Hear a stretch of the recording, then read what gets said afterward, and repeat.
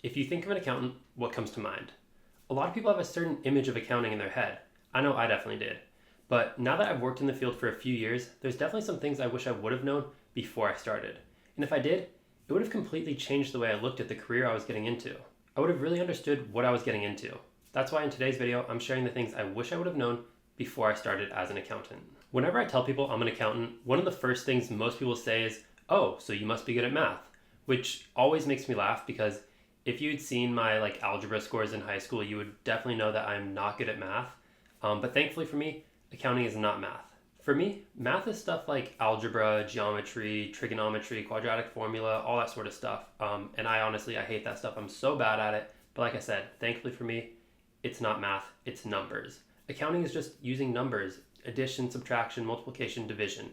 If you can do that, you'll be fine in accounting. And thankfully, you have Excel to do it all for you. So if you can basically look at numbers and use a calculator, you'll be fine in accounting. You don't need to be good at math. Like I said, I was horrible at math. I hate math, but I love accounting because it's not math, it's numbers. But thankfully, it's not just numbers. There's actually a lot more to accounting, which actually surprised me. I never really realized how important people skills were going to be as an accountant because most people see accountants as these antisocial, nerdy people who don't really like to talk too much, which might be true to an extent, but people skills and being team oriented is very important in accounting because you're dealing every single day with clients and teammates. You need to be able to communicate effectively with those people, and if you can't, you're honestly going to struggle no matter how good you are with the numbers.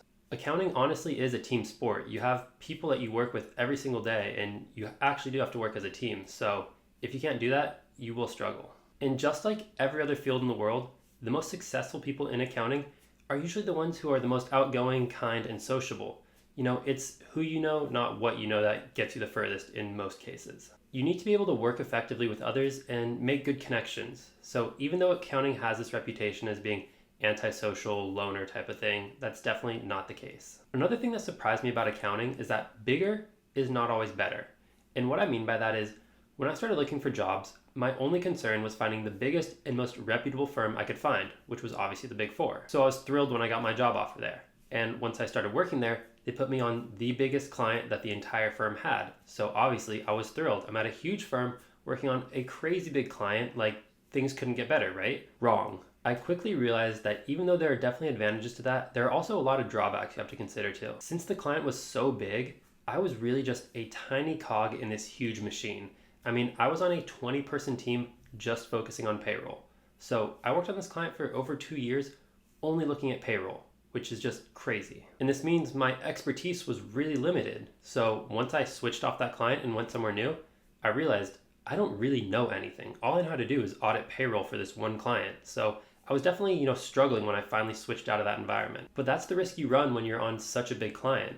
Because if I had been at a smaller company or on a smaller client, I would have got to see much more of the audit, would have gotten more experience, and honestly, probably would have been better off for it. So even though the big name firms and clients are really enticing, just realize it doesn't mean everything's going to be perfect, and there's plenty of reason to look at smaller firms and smaller clients as well. When you think of creative professions, you probably think of things like fashion, art, music, design, that sort of stuff. Probably not accounting. I doubt that comes to mind, which is totally fine. It definitely didn't for me either. But it's actually been a lot more creative than I would have imagined because accounting obviously has all these plans and procedures that you intend to do, but everyone knows nothing in the real world ever goes to plan. So there are a lot of times where what you think you should do and what you plan to do isn't going to actually happen. Realistically, you can't perform the procedure for whatever reason. And you still have to get the result somehow. So you have to get creative in figuring out how you're going to do that. You see, I always thought accounting was going to be pretty black and white. There's rules that you have to follow. You have to do these things by the book, which, ideally, yes, you do that. But like I said, the real world doesn't work like this. You have to be able to think outside the box. You have to be a free thinker and just when things don't go to plan, okay, we can't do it this way. How are we going to do it and figure something out? So honestly, even though it might be small compared to some other careers, but even that small free thinking and creativity aspect has really been enjoyable for me. And the last thing that really surprised me about a career as an accountant is that you don't actually need to become a CPA, but you definitely should. When I was in college, I kind of just assumed that after you graduated, everyone goes and get their CPA license, and that's just what accountants do. That's the pipeline. You go to college, you get CPA license, and then you work the rest of your career. But now that I've been in the field for a few years, I see that's definitely not the case. There are plenty of people working as accountants who never got their CPA license. But like I said, I don't recommend that, and I don't think those people would either. I think a lot of them really regret the fact that they didn't do it earlier and now feel that either it's too late or they don't actually believe in their ability to do so. Because like I said, you can work as an accountant without your CPA license, but it's going to close down a lot of opportunities and potential growth for you because you're competing against people who are actually licensed as CPAs. So when opportunities come around, who's going to be prioritized? The people who are licensed or the people who aren't?